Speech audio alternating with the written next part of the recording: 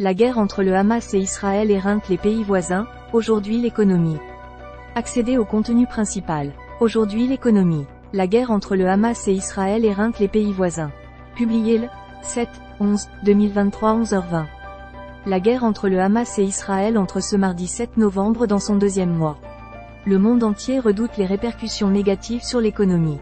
Elles sont déjà sensibles chez les voisins immédiats, l'Égypte, le Liban et la Jordanie. Trois pays déjà fragilisés par de grosses difficultés internes avant même le début des hostilités. Le tourisme, un moteur, voire une bouée de sauvetage pour l'économie de la région, avait fortement rebondi après la crise du Covid, mais la guerre aux frontières de ces trois pays est en train d'effacer cette embellie. L'insécurité éloigne les voyageurs, plusieurs compagnies ont déjà suspendu leurs vols. La fréquentation des sites les plus visités a fortement chuté en Égypte et en Jordanie. Au Liban, cette industrie s'est complètement effondrée. Autre source d'inquiétude, l'approvisionnement extérieur. Le Caire a souffert de la suspension des livraisons du gaz israélien extrait au large de Gaza. Elles ont repris mais à un débit 3 fois moindre. Le gazoduc égyptien qui alimente la Jordanie est à la merci d'une coupure ou d'un sabotage. Le Liban déjà exsangue, totalement dépendant de l'extérieur pour ses besoins en nourriture, en médicaments, ou en pétrole, est le plus exposé en cas d'extension du conflit. Si l'accès à la mer venait à être coupé, 90% de ses importations vitales seraient compromises. En 2006, lors de la guerre menée par Israël contre le Hezbollah, les marchandises ont transité par la Syrie, pour contourner l'embargo maritime. Le Liban est surtout aujourd'hui épuisé par 4 ans de crise économique. Quelque 80% de la population est tombée dans la grande pauvreté, l'inflation dépasse les 200% et la livre libanaise est au fond de l'abîme. Ceux qui ont encore un peu d'argent achètent tout ce qu'ils trouvent encore dans les magasins. Car la famine menace. Il n'y a plus que 3 mois de denrées en réserve, indique le gouvernement. Faute de stockage suffisant, depuis l'incendie qui a ravagé le grand silo du port de Beyrouth en 2020. L'élargissement de la guerre porterait un coup fatal au pays du Cèdre.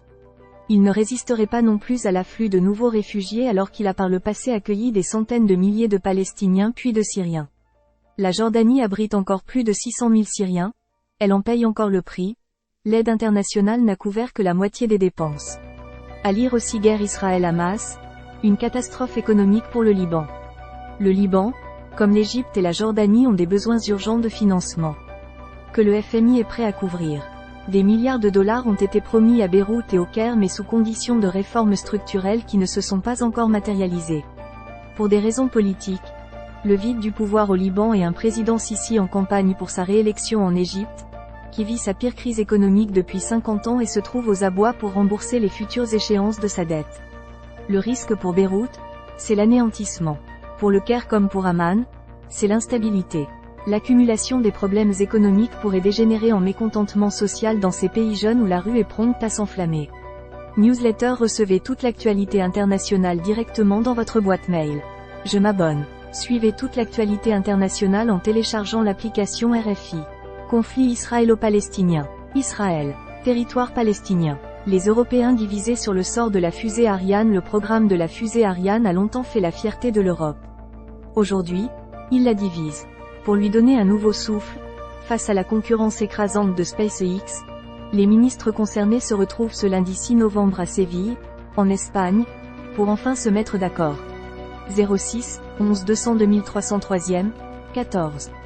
Au Japon, le plan du gouvernement ne devrait pas redorer l'économie du pays. Le Premier ministre japonais a annoncé, jeudi 2 novembre, un plan de 17 000 milliards de yens, soit 113 milliards de dollars, pour soutenir l'économie et atténuer les effets de l'inflation. Les économistes sont sceptiques. 03 11 200 2302e, 37. Face au conflit au Proche-Orient, l'Ukraine craint d'être oubliée par ses alliés depuis l'attaque du Hamas le 7 octobre et la reprise des hostilités au Proche-Orient.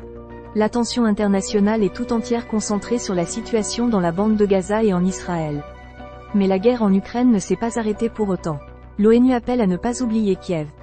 02 11 200 2302e, 57.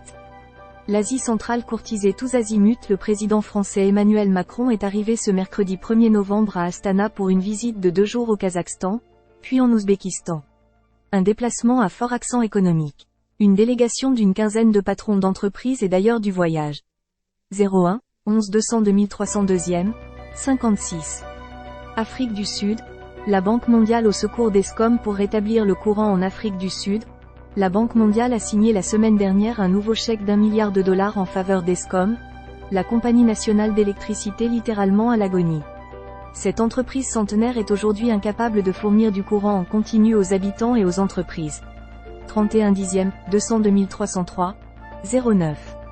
Voir plus d'épisodes. Le contenu auquel vous tentez d'accéder n'existe pas ou n'est plus disponible.